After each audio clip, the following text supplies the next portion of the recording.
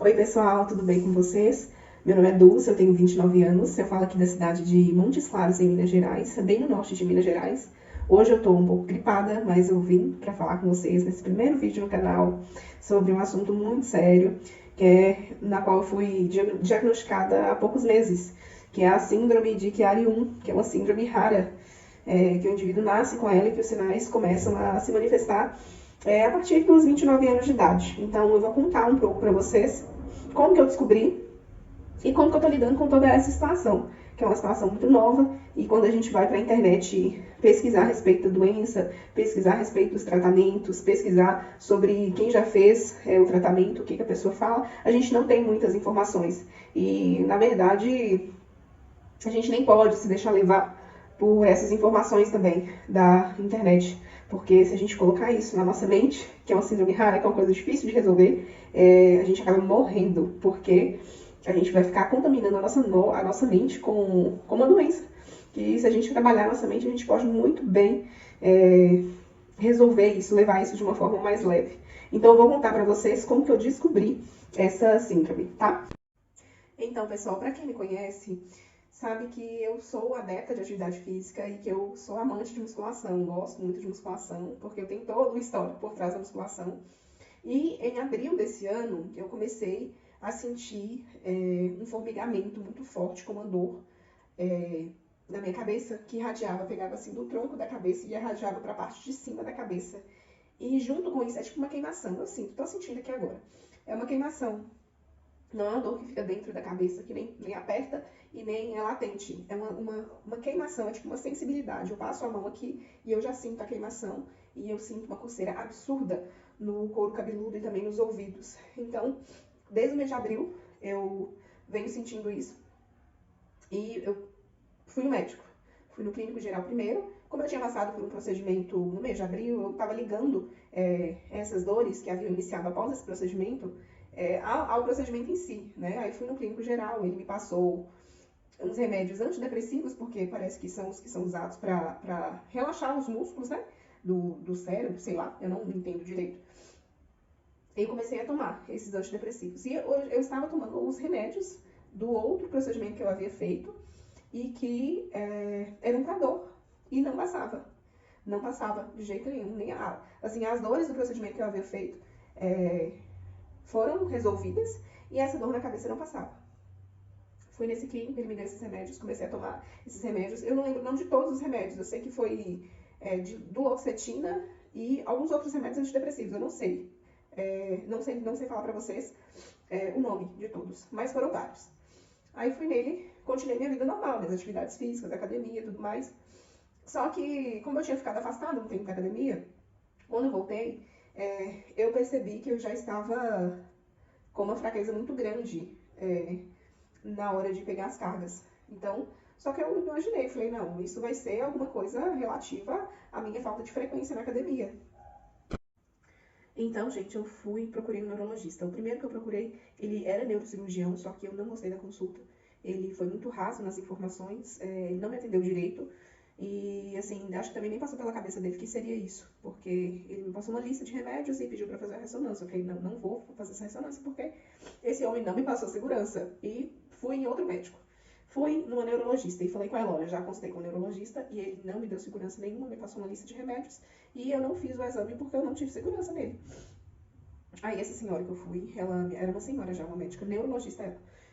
Ela me passou, fez toda uma anamnese, falou assim, olha, sua anamnese tá ok, você vai ter que fazer essa ressonância pra gente poder acompanhar, pra ver o que é que tá ocasionando essas dores que você tá reclamando. E assim eu fiz a ressonância magnética e uma semana depois eu levei lá pra poder passar nela. Aí essa senhora, essa última médica que foi essa neurologista, ela é uma senhora bem de idade já, sabe? Então ela olhou o exame e falou comigo assim, olha, não deu nada no seu exame não, a única coisa que deu aqui foi que você tem uma síndrome que chama síndrome de Arnold-Chiari. Mas eu acredito que isso não está relacionado às dores que você está sentindo, não. Mas espera um minuto que eu vou ali no meu colega perguntar. Aí ela foi lá no outro médico perguntar. Gente, eu tô rindo aqui, mas na hora não foi bonito a situação. Ela foi lá nesse outro colega perguntar, que era neurocirurgião, e ele foi e falou com ela que tinha relação sim às dores que eu tava sentindo.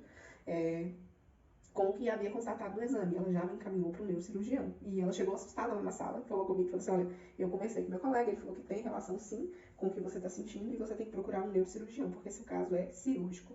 Aí vou eu atrás do neurocirurgião. Fui no primeiro neurocirurgião, que atendia no centro universitário aqui na cidade. Aí lá eu fui atendida pelos acadêmicos e depois eu passei por ele. Gente, quando esse homem me atendeu, que ele olhou pra mim, eu assim, pode ser que não seja esse o sentimento que ele tinha, mas eu senti uma sensação de pena nele olhando pra mim, me contando sobre a doença e tudo, que eu fiquei assim, arrasada. Mas eu fiquei arrasada naquele momento porque eu sabia que eu deixaria de fazer, eu teria que deixar de fazer uma coisa que eu amo muito, e eu teria que me afastar de uma rotina que eu sou extremamente apaixonada. Mas ele falou comigo, olha, Dulcinara, não tem jeito, seu caso é cirúrgico mesmo. Que bom que você descobriu cedo, porque a gente tem a possibilidade de tratar com a cirurgia e você não ter sequelas graves, né? Você tá muito jovem ainda. E me perguntou se eu não tava sentindo nada. E, gente, eu não sentia nada. Nada mesmo. Eu não sentia dor de cabeça, não sentia tontura, não sentia fraqueza, eu não sentia nada. Só no mês de abril de 2021 que eu comecei a sentir essas queimações, essa sensibilidade na cabeça e essa coceira no couro cabeludo nos ouvidos. Mas antes disso, eu não sentia nada. Aí ele foi e falou comigo, tem que operar, não tem jeito, eu não opero pelo SUS e eu não opero por convênio. Aí eu falei, meu Deus. Falei, doutor, se for para eu pagar, quanto que custa essa cirurgia? Aí ele não quis me falar, porque os acadêmicos estavam acompanhando e me deu o contato dele. Só que como eu sabia que eu não tinha o dinheiro e uma cirurgia dessa provavelmente é mais de 30 mil reais, eu já procurei o plano de saúde da empresa. E graças a Deus eu fui muito bem atendida. Eu coloquei o celular numa outra posição aqui pra ver se a imagem ficava melhor, mais estabilizada, porque ele tá dançando na minha mão. Mas o primeiro vídeo é assim mesmo, né? Então, gente, eu procurei o neurocirurgião e a dificuldade foi grande de encontrar, né? Porque normalmente esses médicos mais conceituados não atendem plano de saúde. Mas, graças a Deus, eu encontrei um neurocirurgião e ele me falou a mesma coisa do outro. Eu falei, olha, isso daqui é uma síndrome rara que você nasceu com ela e você tem que operar mesmo. Que bom que você descobriu cedo, porque aí as chances de ter sequelas são mínimas. Então, nós temos que operar. Aí ele foi e me pediu outros 2 exames de ressonância para da cervical e torácica, para ver como que tava, se esse líquido que tá herniando do cerebelo estava passando pela coluna toda. E nisso, em questão de uma semana, eu fiz as 2 ressonâncias que ele pediu, levei nele e ele já falou, olha, semana que vem você já volta aqui com alguém da sua família, que eu já vou explicar como que funciona a cirurgia, como que vai ser, e a gente vai operar. E, gente, assim, eu acho que Deus, eu acho não, tenho certeza. Deus condiciona a gente a passar por coisas que vão nos elevar espiritualmente. E é esse desafio dessa síndrome no qual eu fui diagnosticada, para mim foi um sinal de Deus, de que eu precisava rever alguns conceitos e me voltar mais para uma área que eu estava deixando de dar atenção, que era a minha espiritualidade. Mas, voltando, depois eu vou falar um outro vídeo sobre isso, tá? Mas falando ainda sobre a síndrome de Chiari, então a gente vai fazer a cirurgia, a data já está marcada, tá? E eu vou voltar aqui para contar para vocês como que foi a cirurgia, né? Pessoal, é isso. Então eu vou voltar aqui para contar para vocês como que foi a cirurgia, como que foi a recuperação. Pelo que eu pude pesquisar a respeito, os sintomas dessa doença são os mais diversos. Então, por isso que às vezes tem uma dificuldade dos médicos de diagnosticar, porque por tudo que eu procurei aqui na internet, por tudo que eu achei aqui no YouTube, os sinais e sintomas são os mais variados possíveis. Então, assim, acaba confundindo um pouco os médicos. Então, uma dica que eu dou para vocês é se atentem com relação a isso, porque realmente é uma doença que a gente não tem muito conteúdo, a gente não tem muita informação dela para poder repassar. E sobre a minha situação atual, como eu estou, né? Deve ter o quê? Uns 4 meses que eu descobri a doença. Então, assim, eu tô me sentindo muito bem, graças a Deus, tô me sentindo muito bem. Só as dores que ainda estão me atrapalhando um pouco, né?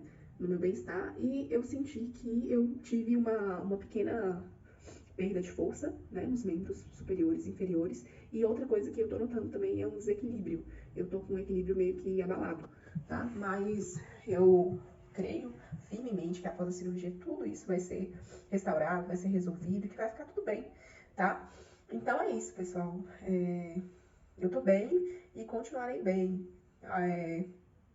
Eu não sei explicar mais para vocês a respeito da doença, mas eu peço que não se preocupem, não se preocupem.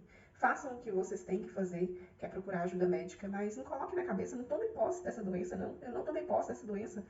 Quando o médico falou para mim que eu tinha que operar, que eu tinha que interromper minhas atividades, que eu gostava tanto, para mim foi um baque muito grande, mas no mesmo dia, Deus me deu uma resposta tão linda, e eu vou deixar para vocês aqui essa resposta que ele me deu.